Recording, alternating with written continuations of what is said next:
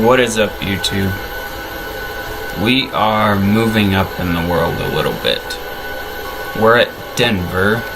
We're still in the 737, but if it's not glaringly obvious, this is a bigger, badder 737. This is an 800 series. We're gonna fly as Delta today, Delta 1628. And we're gonna take this thing from Denver up to Minney, Minneapolis, St. Paul. Before we jump in the flight deck, if we zoom in here, I downloaded this livery off the internet. Somebody went through the painstaking process of weathering this airplane. They made it look like it's actually been in service for a while. So you can see there's some nicks in the paint and some dirt streaks on the wings. It actually looks like it's been flying for a while, so I think it looks kind of cool. But we will hop in the flight deck. I have essentially finished pre-flighting this thing. We only have a couple more things to do, and we'll be ready to push off the gate. We're at the point of loading the flight plan. So I have the company route in there, Delta 1628. We just need to program the departure. So we're gonna take the Yokes 5 all the way down there, transitioning it however you want to pronounce that. And we will blast off of... Winds were calm when I checked, so we can take off pretty much anywhere we want to. 3-4 right is pretty close to us here, so we'll just go off of there.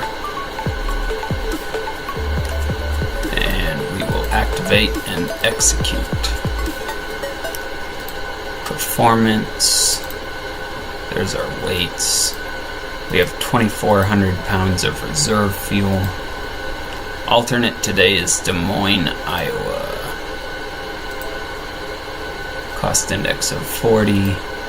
We're gonna cruise at 350, 35,000 feet.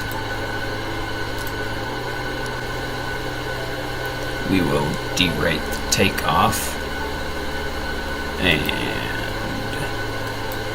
there's our CG.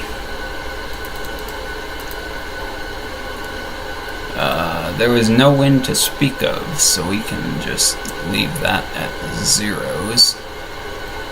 And we're gonna take off at flaps 5. So V1 of 142, rotation speed of 142, and V2 of 145. And we will trim to 516. Right there, right on the dot. Stick that on the legs page. And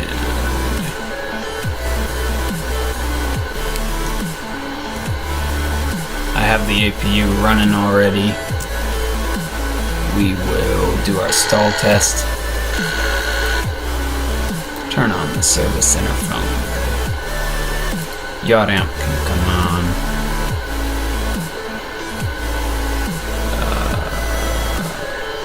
I swapped over to running off of the APU, but we'll disconnect the GPU once we're done up here. Window heats come on. Close the cargo and galley service doors in a minute.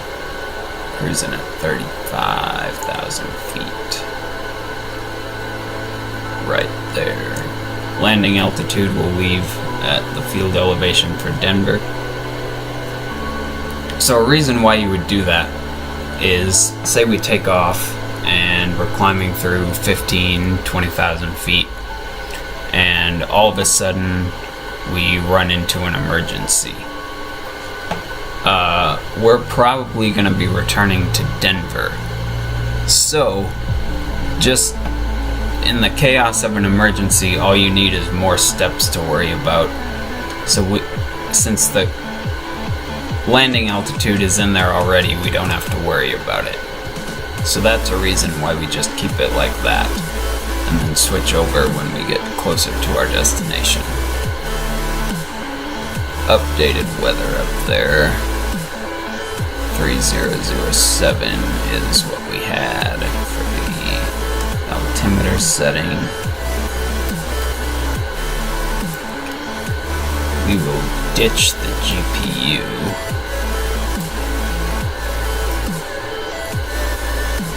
And we'll close the galley doors and the pit doors. Alright, let's give ourselves a squawk code. 5372, and we'll do our TCAS test.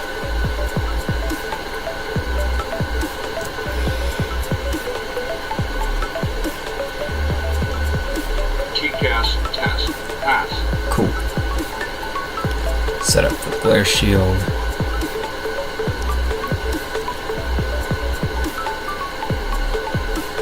And on this departure, 10,000 or below at Iris. So we'll leave 10,000 set in there. Flight directors come on. Auto brake to RTO, rejected takeoff. And we're just about ready to push. So we'll set up the pushback here.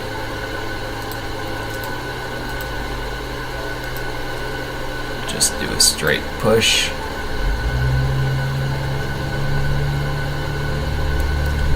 Something a little different about today's flight is we have a little bit of fuel in the center tank. That's gonna be taxi fuel. If we leave that on for takeoff, we'll burn through it so fast we'll be sucking the tanks dry and wearing out our fuel pumps.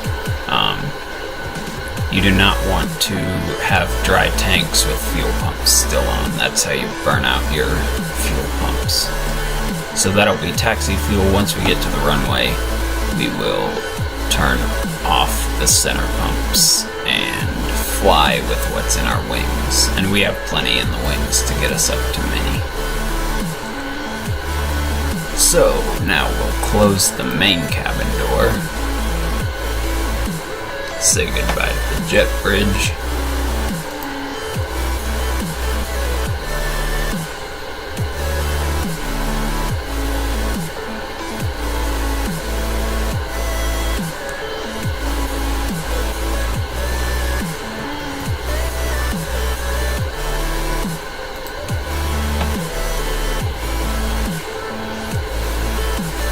And let's tell them we're ready to push back.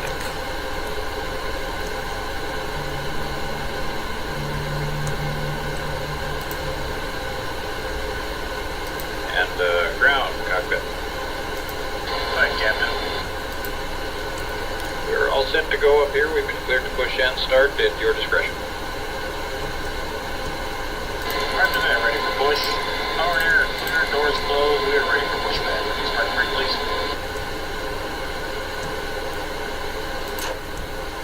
Okay, parking brake is on, clear to push.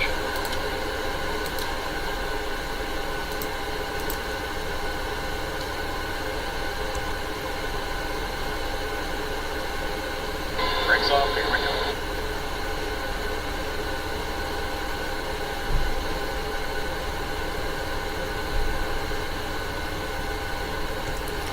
Waiting for 25%. There it is.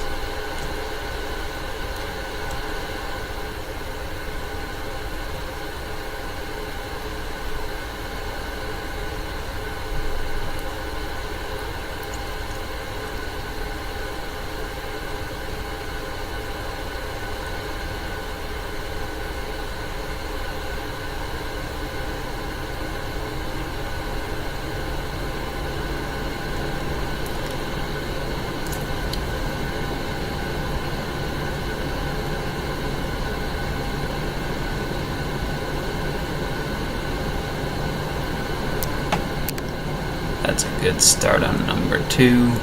Push this complete. Set parking brake, please. There's the brake. Alright, brakes are set and pressure's normal. Okay, sir. Tow bar is off. Pin is out. Point to the pin on the right. Alright guys, thanks. You're cleared to disconnect. We will be watching for the pin and the release from guidance on the right side of the airplane, and we'll see you guys next time through. Roger that. Have a good one.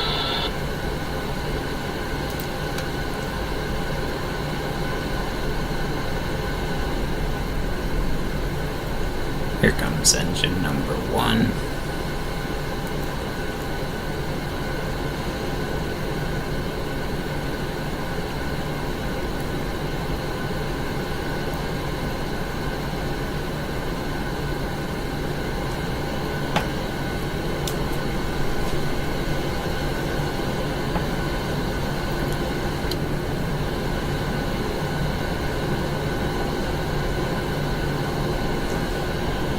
Alright, so that's 2 good engines.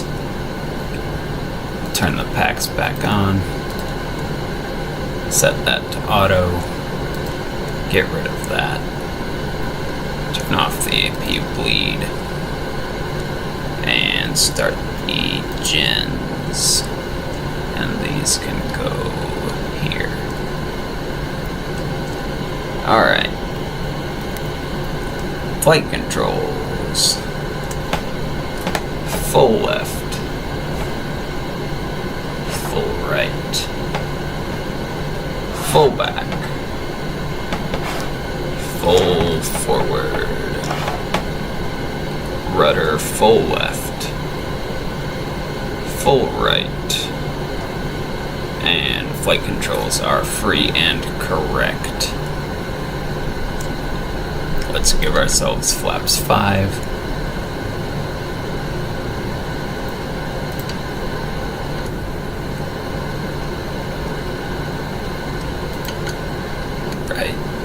There. And we'll kill the APU, turn on the taxi light, ditch the parking brake, and we'll spin out to the left.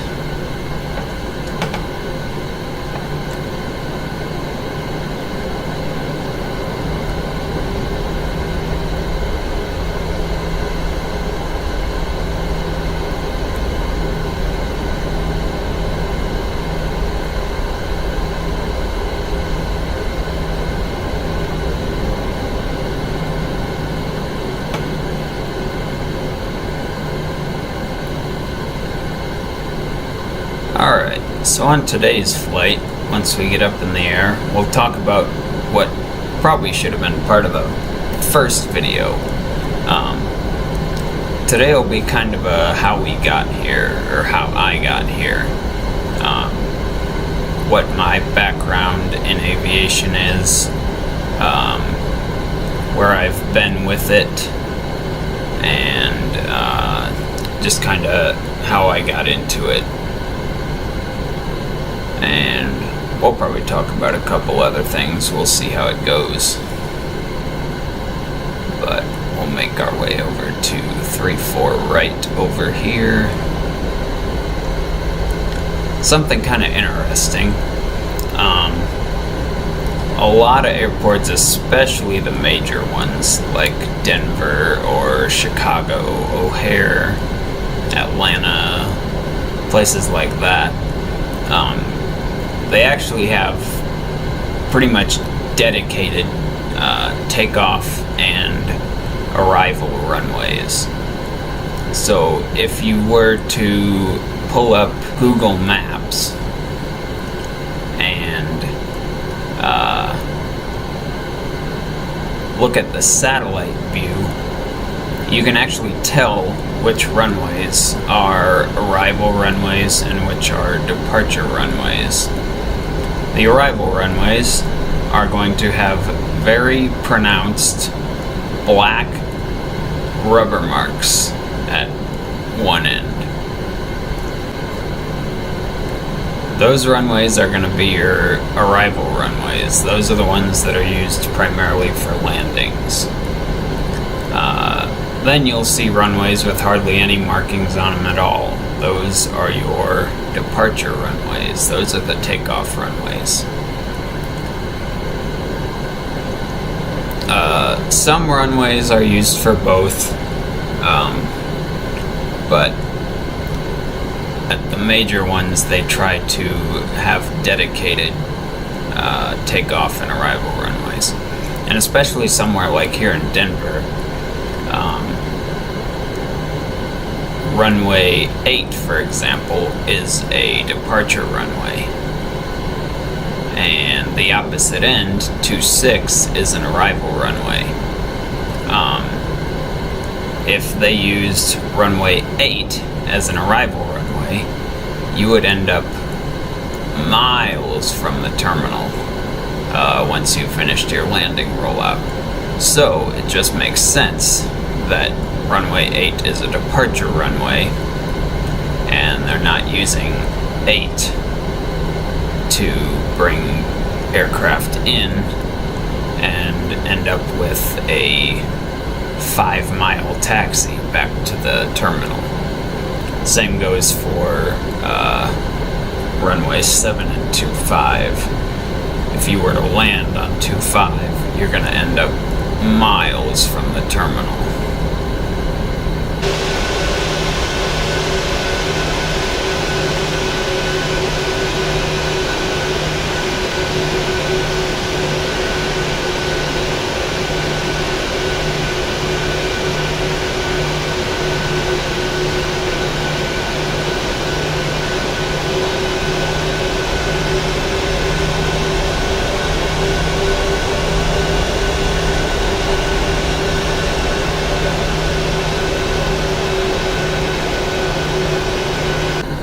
Alright, so we'll tap the brakes right there. Weather updated, but nothing different for us. Here come the lights. Ignitions to continuous. Strobes come on. We'll let the cabin know we're getting ready to blast off. Pitot heats come on. Auto throttle is armed. Weather radar.